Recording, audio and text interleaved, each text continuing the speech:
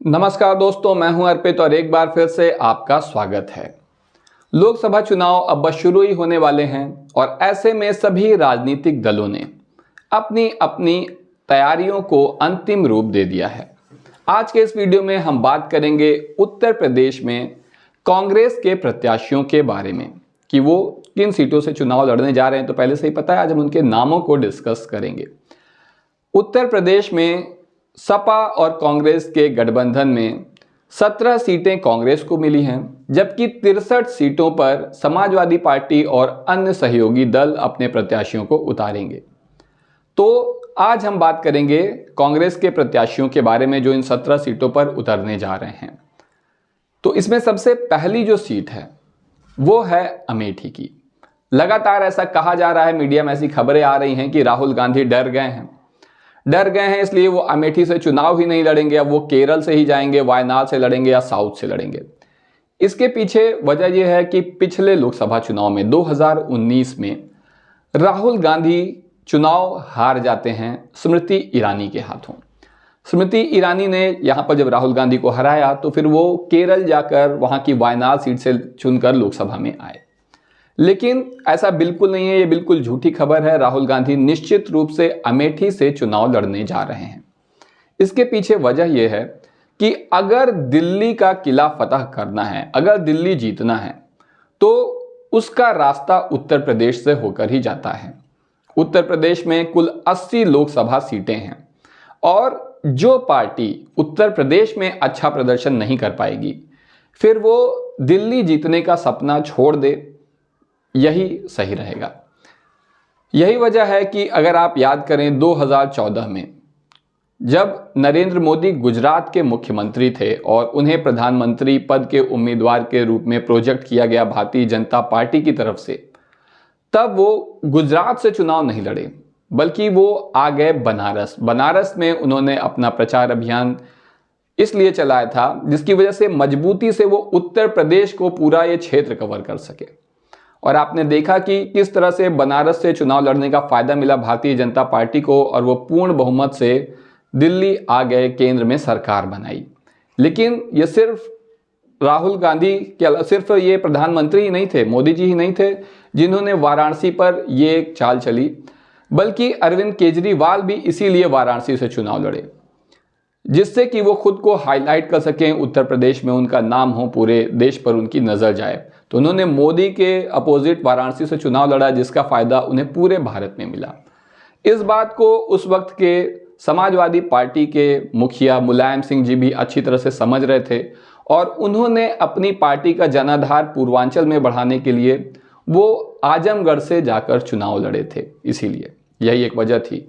तो अगर राहुल गांधी यहाँ चुनाव नहीं लड़ते हैं, अमेठी छोड़ देते हैं, तो इससे दो नुकसान है। पहला नुकसान ये है कि उनकी विरासत चली जाएगी और दूसरा नुकसान ये है कि वो उत्तर प्रदेश में अपने प्रचार अभियान को वैसी धार नहीं दे पाएंगे। तो इसलिए राहुल गांधी का अमेठी से चुनाव लड़ना बिल्कुल तय है।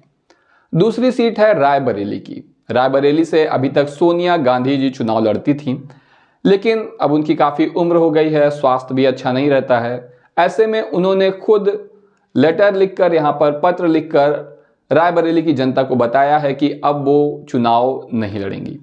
ऐसे में उनकी जगह पे कौन चुनाव लड़ेगा, इस बारे में कयास लगाए जा रहे हैं। लेकिन जहाँ तक संभावना है, ज़्यादा उम्मीद यही है कि प्रियंका गांधी यहाँ से चुनाव लड़ने जा रही हैं, क्योंकि अब ये कोई मामूली चुनाव नहीं है, ये आर पार का चुनाव है।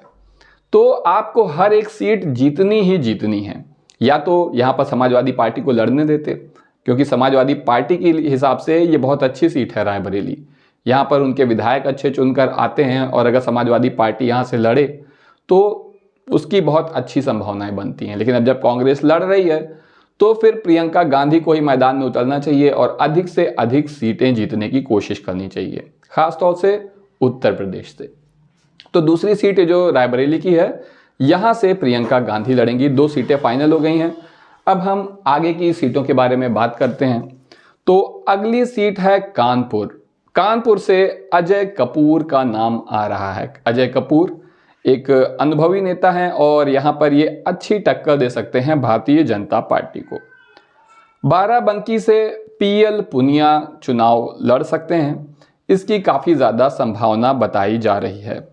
वहीं झांसी से प्रदीप जैन का नाम सबसे आगे चल रहा है। वाराणसी से अजय राय चुनाव लड़ेंगे, ऐसा तय है। पहले ये सीट समाजवादी पार्टी ने अपना यहाँ पर उम्मीदवार तय कर दिया था, लेकिन उसके बाद जब गठबंधन फाइनल हो गया तो अब ये सीट कांग्रेस के खाते में चली गई है।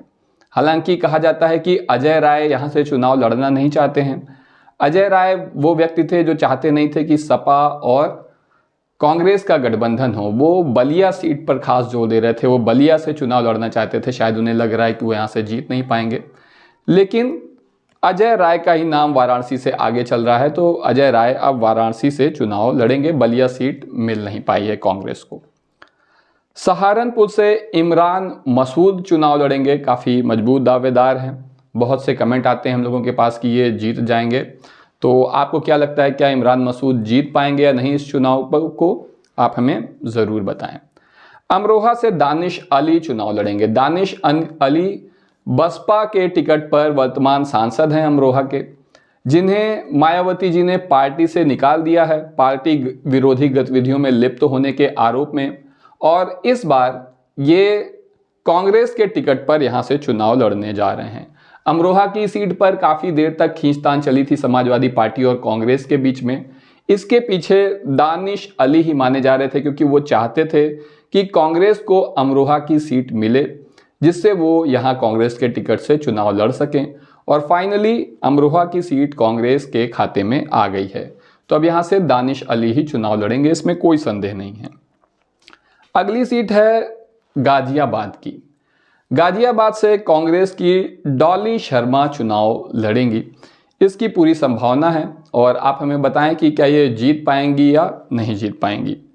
महाराजगंज से वीरेंद्र चौधरी मैदान में उतर सकते हैं कांग्रेस के टिकट पर, और फतेहपुर से रामनाथ सिकरवार का टिकट फाइनल हो रहा है। रामनाथ सिकरवार एक मजबूत नेता हैं और उम्मीद है कि ये भारतीय जनता पार्टी को यहाँ पर कड़ी चुनौती प्रस्तुत करेंगे।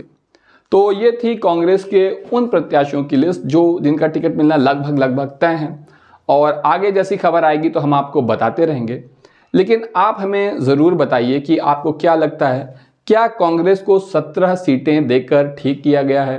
कहीं ऐसा तो नहीं है कि अखिलेश यादव जी ने गठबंधन फाइनल करने के लिए यहाँ पर कांग्रेस को कुछ ज़रूरत से ज़्यादा सीटें दे दी हैं? क्योंकि समाजवादी पार्टी के पास जो 63 सीटें हैं उसमें अभी अन्य सहयोगी दलों को भी टिकट दिए जाने हैं। इसमें पल्लवी पटेल भी शामिल हैं, जो कि लगातार अधिक से अधिक सीटों की मांग कर रही हैं। अब समाजवादी पार्टी तो उन्हें 2 सीट ही देना चाहती है, लेकिन अब देखिए कितने पर फाइनल होता है। तो आज के लिए बस इतना ही। धन्यवाद।